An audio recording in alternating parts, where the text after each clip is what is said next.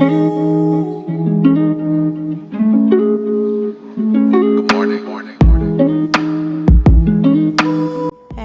দুবাইতে বেশ ভালোই ঠান্ডা পড়েছে।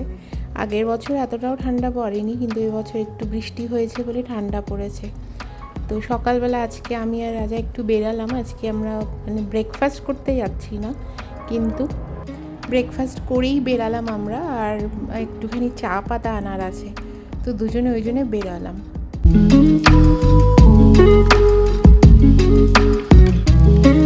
এই ওয়েদারটা না বেড়ানো ঘোরার জন্য দারুণ একবারে। আর বাইরে ভালো রোদও আছে, ক্লিয়ার আছে, মানে আকাশ একদম পরিষ্কার একদম। মানে দুদিন খুব ভালো বৃষ্টি, খুব হাওয়া, এসব দিয়ে ওয়েদারটা একদম প্লেজেন্ট করে দিয়েছে। মানে মোটামুটি 16-17তে ওঠা নামা চলছে। তো আমরা এখন যাচ্ছি মাধুরেই অ্যাকচুয়ালি ইন্ডিয়ান স্টোর, যেটা তোমাদেরকে আমি আগেও দেখিয়েছি। ওখানে আমরা একটু চা পাতা কিনবো। অ্যাকচুয়ালি চা পাতা মানে লাল চা যেটা হয় সেটা ওখানে পাওয়া যায় মোটামুটি ভালো। দার্জিলিং টি একটা আমরা পেয়েছিলাম আগেরবারে, ওটাই খোঁজ করি।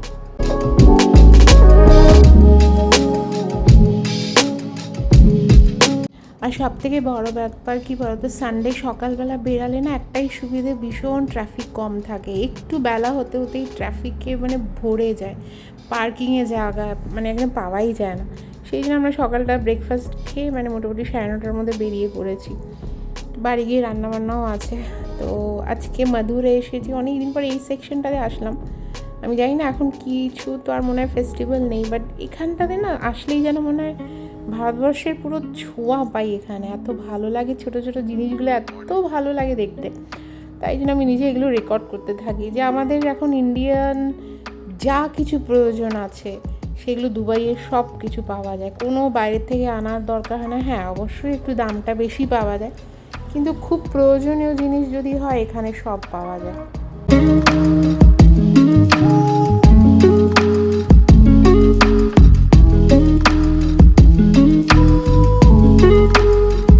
তো যাই হোক, আমরা যেটা চা পাতা নিতে এসেছিলাম, চা পাতার সঙ্গে আরও টুকিটাকি কয়েকটা জিনিস প্রয়োজনীয় নিয়েও নিলাম, নিয়ে এবার এখান থেকে বেরিয়ে যাচ্ছি। তো এই হচ্ছে মাধুর, যেটা তোমাদের সঙ্গে শেয়ার করলাম। তো চলো, এই ছোট্ট মিনি ব্লগটা দিলাম, আশা করি তোমাদের ভালো লাগবে। তোমরা সবাই ভালো থেকো, আবার দেখা হবে তাড়াতাড়ি।